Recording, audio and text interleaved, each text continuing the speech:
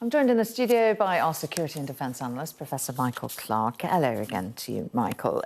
How long can we expect any sort of ceasefire to be sustained between Israel and Lebanon if the Israeli objective is to defang Hezbollah?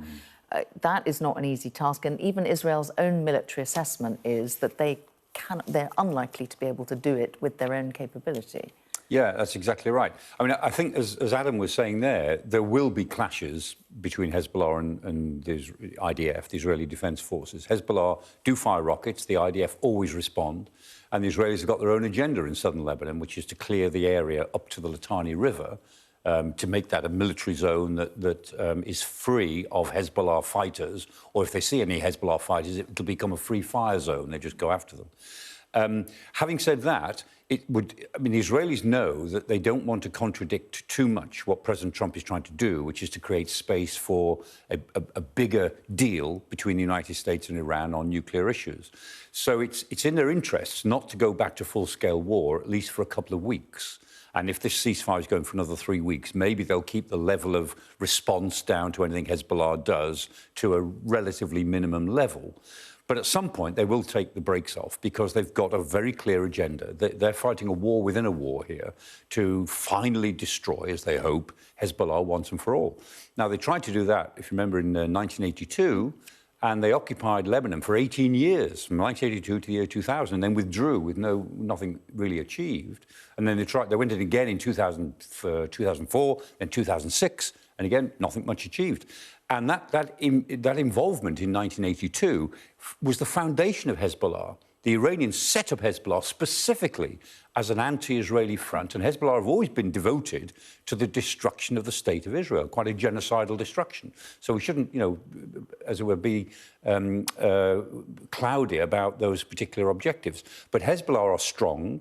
They have legitimacy among the Lebanese, as Adam was saying, because they're regarded as the only force that will oppose Israel.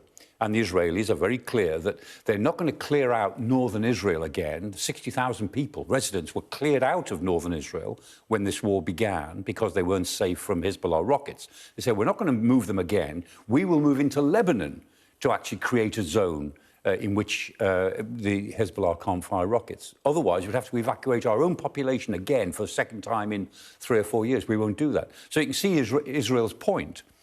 But they have a war within a war to fight. And this ceasefire is not really a ceasefire. It's just a diminution of the level of violence so as not to become a spoiler for the bigger game being played between the United States and Iran. Yeah, I mean, lots of interdependencies here.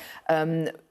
To the extent that is the bigger negotiation, what do you think the chances are that Iran can credibly withdraw its support from Hezbollah, whether that's financial or symbolic? Really? Well, they can, yeah, and they can.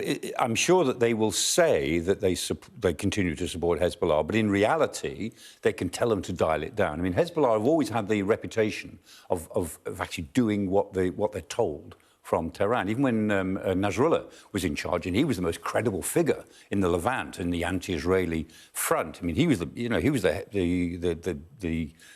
figurehead of all that resistance. But even he took his orders effectively from Tehran. So the Iranians can tell him to cool it.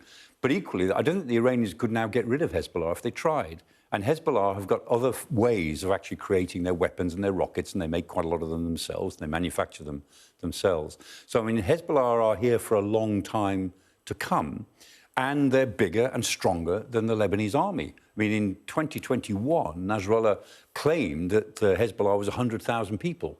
Now, that might have been fighters, he said. That might have been an overestimate. But the Lebanese army is only 80,000, and that's probably an overestimate as well. So the Lebanese army, to suppress Hezbollah, they'd need 2 or 3 times the number of Hezbollah troops. They can't do it. And they're pervasive as well. It's not just a question of finding some clusters and taking them out. They're pretty... They go into the government, and they're down at village level. So that's the point. It isn't just a guerrilla fighter group. It is a group that runs large parts of southern Lebanon in the way that Hamas ran the Gaza Strip and still basically runs half of the Gaza Strip that the Israelis haven't occupied. And Hezbollah had more control through the as instruments of government in Lebanon than Hamas had actually in Gaza. And so they won't be erased easily. It's possible they could be disarmed.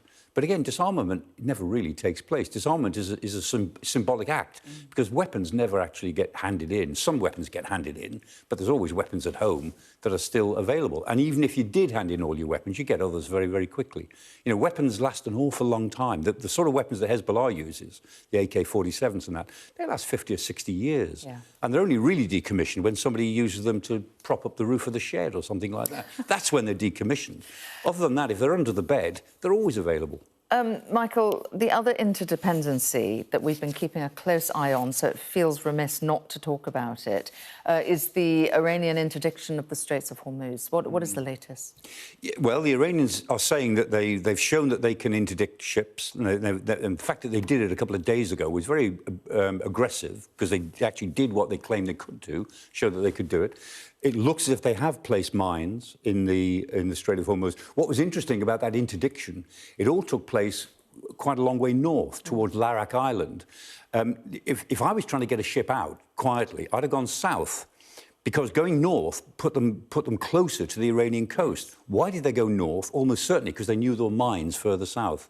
And so I think the Iranians have effectively shown that they can close the Gulf. And the Americans, I mean, they're the other side of the blockade line. So the Americans are in the Arabian Sea and the Gulf of Oman. They're about 150, 200 miles away from where all this is going on. So there's not much they can do about it. And the Iranians can keep on mining the straits. If they're using floating mines, you can set off a floating mine from a rowing boat. You just row out and throw it off the back. I mean, if it's tethered mines, or other sorts of smart mines, then you might need to hang around with a specialist ship and so on. That would be more difficult. But a floating mine is just an explosive which floats in the water and you tip it off the back of the boat. And the Iranians have got lots and lots of fast craft, which they've created for this purpose, each of them carrying about half a dozen floating mines. So they can fill the Gulf if they want, the Strait of Hormuz if they want, with floating mines. Dangerous to everybody, because then there's no way of telling where they go. They go with wind and tide and currents. But that's what they seem to have been doing.